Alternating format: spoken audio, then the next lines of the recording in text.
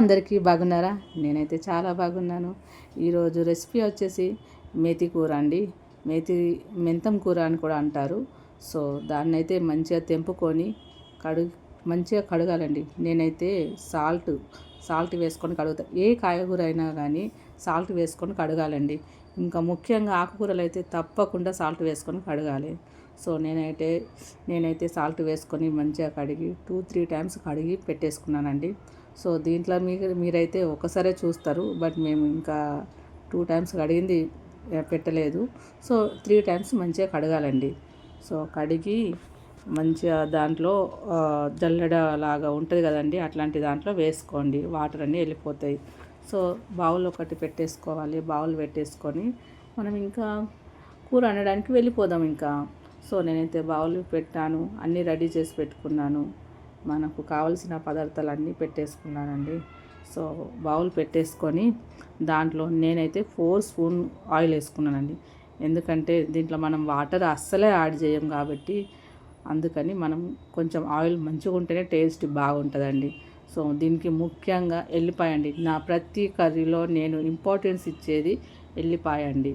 So oil garam కాగానే first ఎల్లిపాయ వేసుకోవాలండి. దీంట్లో ఆవాలు జీలకర్ర అస్సలు వేసుకోవద్దు. ఎల్లిపాయ వేసుకొని మిర్చీలు అయితే మిర్చి వేసుకొని కడిపత్త వేసుకోండి. కడిపత్త. దీంట్లో నేను ఆనియన్ వేయనండి. కొంతమంది ఆనియన్ కూడా వేసుకుంటారు, మీ ఇష్టం, వేసుకుంటే వేసుకోవచ్చు. నా స్టైల్లో నేనైతే చూపిస్తున్నాను. ఏంటంటే నేను ఎలా వండుతానో అది మీకు చూపిస్తున్నాను. సో ఫస్ట్ నేను ఎల్లిపాయ వేసుకొని మిర్చి వేసుకొని కడిపత్త వేసుకొని సాల్ట్ అండి 1 స్పూన్ వేసుకున్నా. సాల్ట్.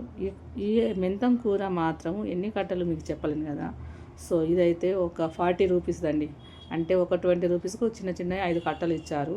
సో నేనైతే ఒక 10 ఉంటాయండి, 10 చిన్న కట్టలు ఇచ్చారు. సో 40 రూపీస్ అండి. 40 రూపీస్ అంతా మంచిగా ఇంటికి రాగానే మంచిగా తెంపుకొని కట్ చేసి కడిగేసాను. సో అవన్నీ తీసుకొని ఇంట్లో మంచిగా మనం ప్రిపేర్ చేసుకొని ఇంక ఇవన్నీ వేసిన తర్వాత మెంతం కూర వేసేసుకొని మంచిగా ఫ్రై చేసుకోవాలండి. సో మనకైతే దీనికి కొంచెం టైం పడుతుంది, అంటే తొందరనే ఉడికిపోతుందండి. మనం అన్నీ వేసుకొని కొంచెం మూత పెట్టేసుకోవాలి. మూత పెట్టేసుకొని ఇంకా మనకు కొంచెం అప్పుడప్పుడు మధ్యలో కలుపుతూ ఉండాలి. అయితే ఈ మెంతం కూర దాంట్లో పప్పు వేసుకుంటే కూడా బాగుంటుందండి. పప్పు మీకు కావాలంటే వేసుకోవచ్చు. నాకు నా పాపకు అయితే ఆకుకూరలు అంటే చాలా ఇష్టము. మెంతం కూర కానీ, తోటకూర కానీ, పాలకూర కానీ చాలా ఇష్టము. మేమైతే ఎక్కువ వీక్లీ వన్స్ కాదండి, 2 టైమ్స్ అయితే తప్పకుండా మేము చేసుకుంటాము.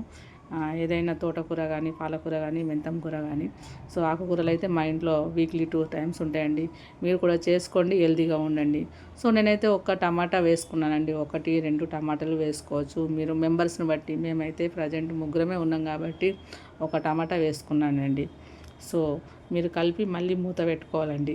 అది కొంచెము టమాటా ఉడకాలి, మన ఆకుకూర కూడా మంచిగా ఉడకాలండి. అది ఎప్పుడైతే మంచిగా ఉడుకుతుందో అప్పటిదాకా మనము దాన్ని స్లోగా పెట్టి, అంటే ఫస్ట్ అయితే కొంచెం టమాటా అది ఇది ఉడికేదాకా కొంచెం మీడియం ఫ్లేమ్లో పెట్టుకోవాలండి.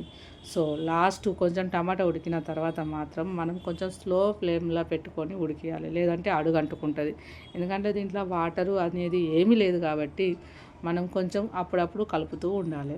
సో చూసుకోవాలండి. మనం ఇంత మంచి కూరలు ఇవి మనకు హెల్త్కి ఎంతో ఇంపార్టెంటు. సో మనం కొంచెం ప్రతిదీ మనం ఓపికతో చేసుకోవాలండి. అప్పుడే కర్రీస్ బాగుంటాయి. సో చూడండి, ఇప్పుడైతే కలర్ చేంజ్ అయింది. ఇలా కలర్ చేంజ్ కావాలండి.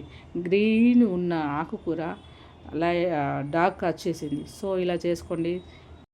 నా ఈ కర్రీ మీకు నచ్చుతుందని అనుకుంటున్నానండి. Thank you so much. Bye.